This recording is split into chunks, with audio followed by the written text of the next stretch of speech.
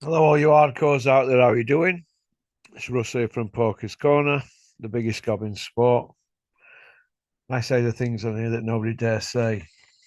People want to say it, but they only do it in people's ear holes. They just whisper. They daren't say it on the socials. Can you imagine what all these YouTubers talk about when they're not at boxing press conferences? They all really give their opinion then, don't they? Especially at after parties, but they shit their pants doing it when there's a camera filming. Right. Be careful what you wish for. Moses Atoma, or is it Moses ITAUMA? Not long now till he fights the can man, Dillian White, pushing 38-year-old man. You know, we've got 17 plus years between these two. But Dylan, to be fair, he could have pulled a blinder here, really, couldn't he? Well, all they keep saying is it only takes one punch, and last thing you lose is your power. When was the last time we saw Dylan White have any power? When really? Come on. You know, he was finished before he got in ring with Fury. All he's been doing since then is hoovering up pound notes every now and then. A very inactive fighter. The other kid's as fit as a butcher's dog and he's active. They have too much vigor for him on the night. But let's just look at it from the other side of the coin. Right? Could Dillian White pull something off here? And if he did, is Gareth A. Davis's prediction right that it could be the biggest shock in boxing since Joshua lost against Ruiz? Well, I don't agree with that because Gareth A. Davis, but I would be shocked. But I don't agree with it on that scale because we've built Atoma up into this roadman, haven't we, really? But everybody he's fought, he should have beat anyway. Everybody he's fought, Moses Atoma so far in his career, Dylan White would have beat. Whether he'd have beat him at that age, that remains to be seen. But he would have beat them coming through, I believe. So we're going to see, aren't we, where we're at. But this could be a very intriguing fight. I suppose we're going to see really where Atoma's at, but we know where Dylan White's at. Atoma's bursting through and he's knocking on the door very loudly, isn't he? Well, he should be. He's WBO number one, but we don't hear him screaming for a title shot, do we? So let's hope he doesn't hold that number one position to ransom, just to take to step aside money.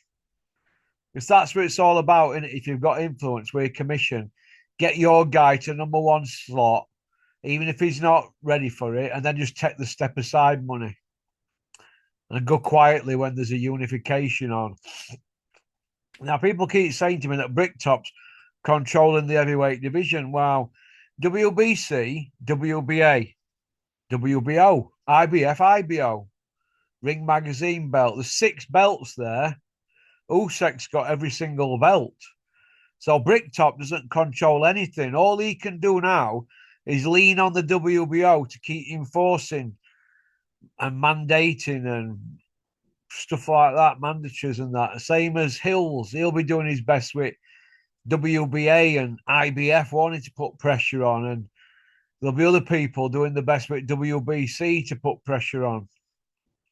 So IBO don't call managers, but their belts always tagged along in the mix anyway because they like their slice of the cake, even though they can't be asked to do some proper admin, do a ranking uh, service and do mandatories, voluntaries, and all that. They can't be bothered. You can just ring them up and get a fight for any belt if there's any free. That's how they work it, as long as you pay them.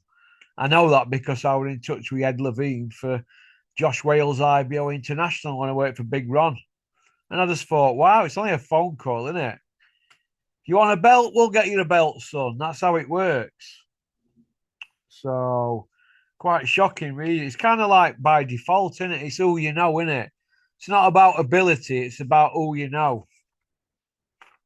So that's how I look at it. But looking at Dylan White and Atoma, it's a very intriguing fight, isn't it? If Atoma gets beat, will he be ruined? right? If Dylan White gets knocked out, where will he go then? Well, I just think he'd take any fight, me, Dylan White, if he gets knocked out. If he looks shocking, you probably get Joshua queuing up for him, wouldn't you?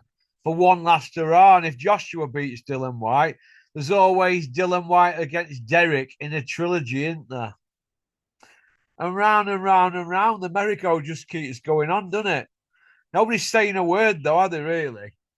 Why? I don't know. But then we've got Jug Ears Oliver coming out saying that Dylan White's an ambassador for British boxing. What, a 4-time drug cheat?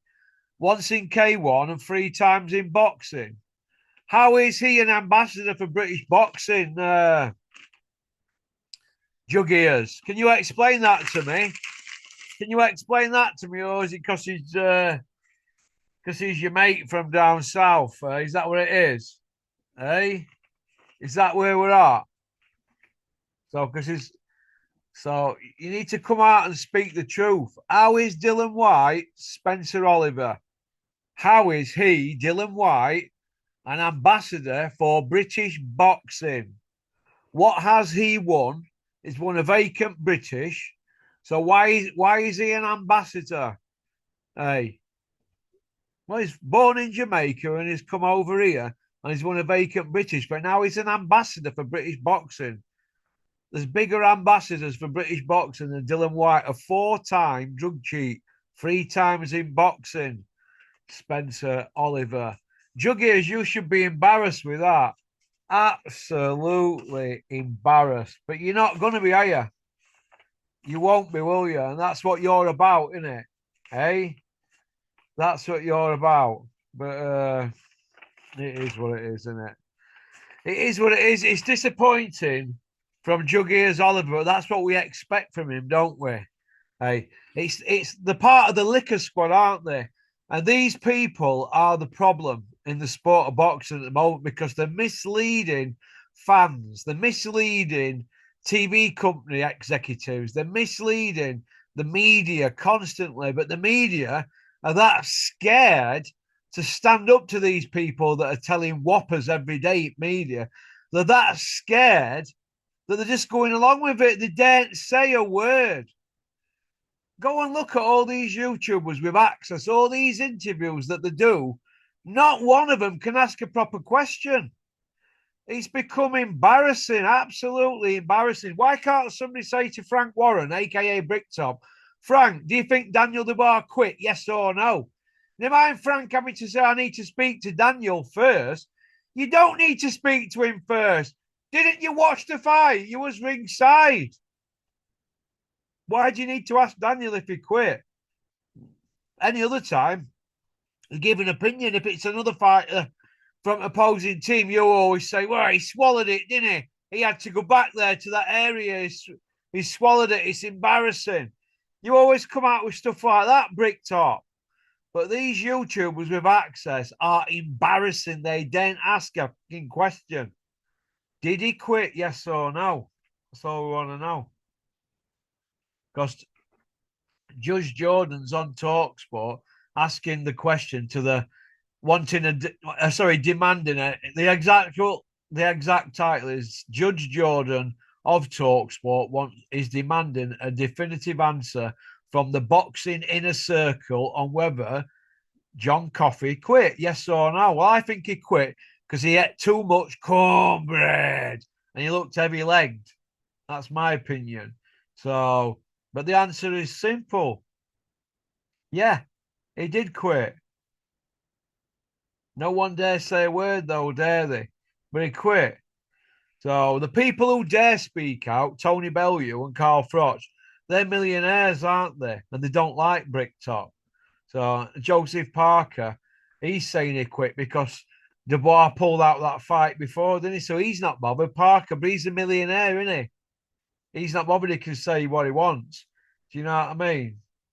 So you got Parker there, Bellew, and Froch, millionaires. They're not bothered, are they? So, okie dokie. Thanks for liking and subscribing and leaving a comment. Peace out. Don't forget to click on the link that's pinned up in the comments section. That'll take you straight to the website for human nutrients. Go on, pop, pop, bang, booyaka.